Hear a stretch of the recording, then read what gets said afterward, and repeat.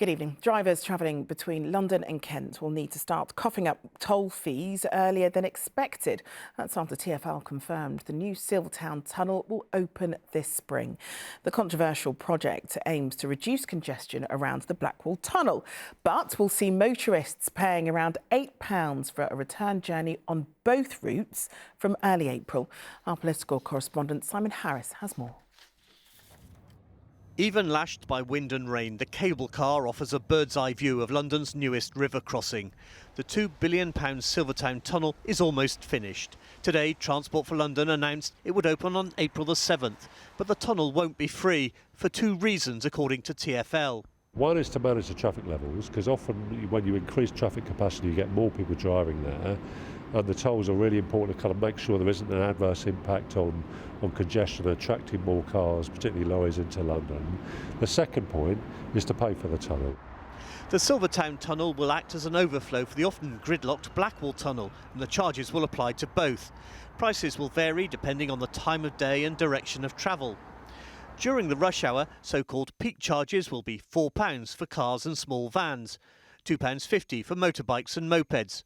For large vans, it's £6.50 and £10 for heavy goods vehicles. This is the second time the Mayor has introduced a road toll on drivers.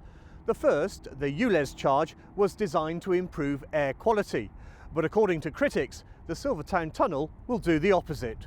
They believe the tunnel is bound to attract more traffic, despite the tolls leading to increased pollution on the approaches. We're going the wrong direction with this tunnel. We need to repurpose it for, it doesn't allow any cycling through it. It's not a green tunnel. It's actually a polluting tunnel for fossil fuel vehicles. A spokesperson for the Mayor said the Silvertown tunnel would cut journey times and help manage pollution. The project was first announced when Boris Johnson was Mayor, but finally given the green light by Sadiq Khan. He could have stopped it when he came in. He had the opportunity. The development consent order was only signed in 2018. That's 2 years after he came in. I spent my first 2 years campaigning against the tunnel, trying to stop the Mayor from going ahead with it. So he absolutely owns this one. You're called the Stop the Silvertown Tunnel Coalition. Yeah. Do you accept you failed to stop the Silvertown Tunnel? Yeah, I do accept we failed to stop it, but there's still hope. Things do get repurposed. We've got to face a future of climate emergency. It's happening now, and things can still be done to repurpose it. The charges from the two tunnels are expected to raise £100 million in the first 12 months. And during the first year, buses using both tunnels will be free. Simon Harris, ITV News, Silvertown. Controversial plans to triple the size of the Wimbledon Tennis Championships are set for another day in court. Last September, Sadiq Khan approved planning permission for 39 new courts, including a show court that would seat 8,000 people. But now the Save Wimbledon Park campaign has launched legal action against City Hall, determined, they say, to protect precious and historic green land. Our political correspondent Simon Harris has the story. Just behind those trees will be a stadium, colossal. It'll have buildings on it, it'll have maintenance buildings of some size. It won't look like that anymore. Wimbledon bosses might have thought it was game, set and match. 3 months ago, the Mayor of London gave the green light to their plan to turn the former Wimbledon Park golf course into an extension of the famous tennis venue. But opponents refused to concede defeat and are now challenging the decision in the High Court. They plan to treble the size of their estate to bring in only 20% more footfall and turn it into an industrial complex. The All England club, known locally as the AELTC, has produced a video to promote what it says are the three key aims of the project. 1, to improve tennis facilities. 2, we're going to create a 23-acre new park. And 3, a major improvement to the lake. But the plans also include a show court with 8,000 seats and 38 new grass courts. That's going to mean that we can carry on maintaining our position as the pinnacle of the sport, because right now we're the only grandstand that can't do the qualifying competition on site. Kirsty, a mum of 3, says many local people worry about the impact of lorries and diggers when construction work starts. Apparently the traffic is going to be extremely heavy going past all the local schools. There are so many primary schools in the area, and we just feel that along with the lack of benefit to the community. Wimbledon has promised to double the number of trees in the park to almost 2,500.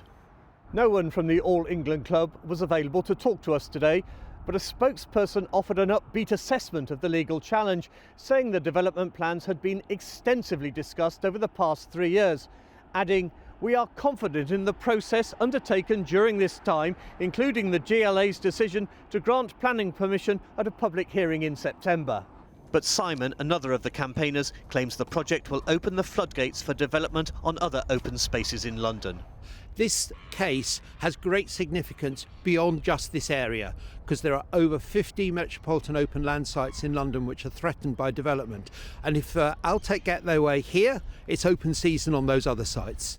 City Hall said the mayor backed the development because it would create new jobs and cement Wimbledon's worldwide reputation. Simon Harris, ITV News, Wimbledon. Good evening. A 14-year-old boy who was stabbed to death on a bus yesterday afternoon has been named as Kylian Bokassa. Today, his school said he was funny, kind and ambitious. An inspiring rapper, Kylian was attending New Haven School in Greenwich, a pupil referral unit for young people who need extra support outside of mainstream education. Tonight, police are still on the hunt for the killer, as ITV News can reveal 2 men carrying a machete were seen running away from the scene. With the latest, here's our political correspondent, Simon Harris. Like many boys of his age, Kylian Bokassa had dreams of making it big as a drill rapper. In his videos, he called himself Gripper. But yesterday, the 14-year-old was stabbed to death on a double-decker at Woolwich in South London. CCTV footage from flats close to the bus stop where he died appears to show 2 other youths running away towards the Thames. Vince is the lettings manager at one of the blocks. You can see the young boy and 2 young boys running down this little path, and they have a massive machete about this big on them. We don't see much, I've been told, but after you see them running, they turn another corner, they're just quite calm, like nothing happened. It was disturbing to hear that they were just so relaxed.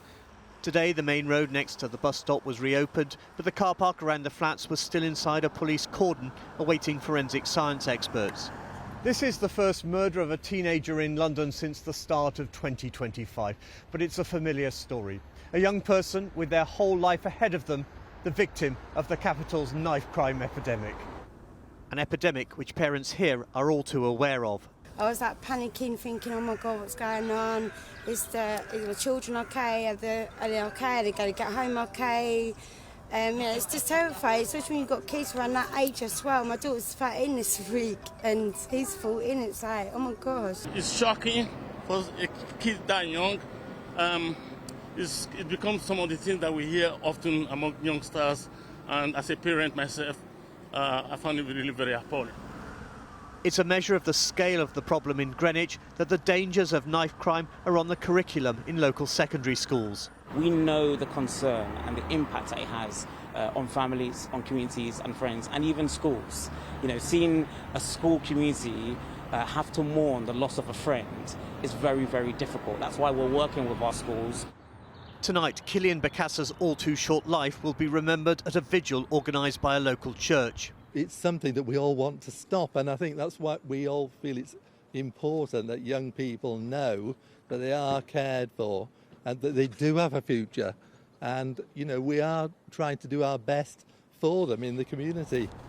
Kylian went to New Haven School in Eltham, a pupil referral unit, which issued a statement today saying, "We are devastated at the tragic death of this funny, kind and ambitious young man.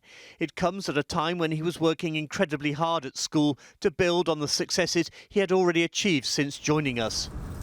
The riverside path along the Thames, which his killer or killers may have used as an escape route, appeared to be part of the crime scene.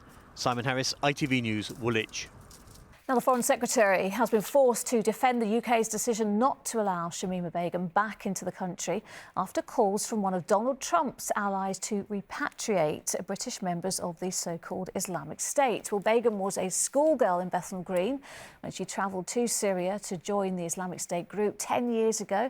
Our political correspondent Simon Harris is here. So, Simon, why are American politicians now getting involved in this? As you say, Lucrezia, it is almost a decade since 15-year-old Shamima Begum and 2 other classmates disappeared from Bethnal Green Academy in East London.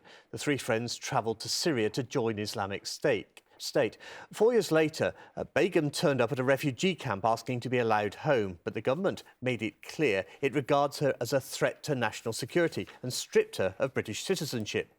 Now, Sebastian Gorka, the man chosen by President-elect Donald Trump to be his director of counter-terrorism, has called on Britain to let her return. He told The Times, any nation which wishes to be seen as a serious ally and friend of the most powerful nation in the world should act in a fashion that reflects that serious commitment. However, David Lammy, the Foreign Secretary, insisted today that Shamima Begum is not coming back. She's not a UK national. We will not be bringing her back to the UK. We're really clear about that. We will act in our security interests. And many of those in those camps are dangerous, are radicals. Some of them, if they were to come back to prison, would have to be frankly jailed. Shamima Begum is still in the refugee camp in northern Syria. During her time with Islamic State, she gave birth to 3 children. All of them died as babies. As for her 2 friends, they're both believed to be dead. OK, Simon, thank you.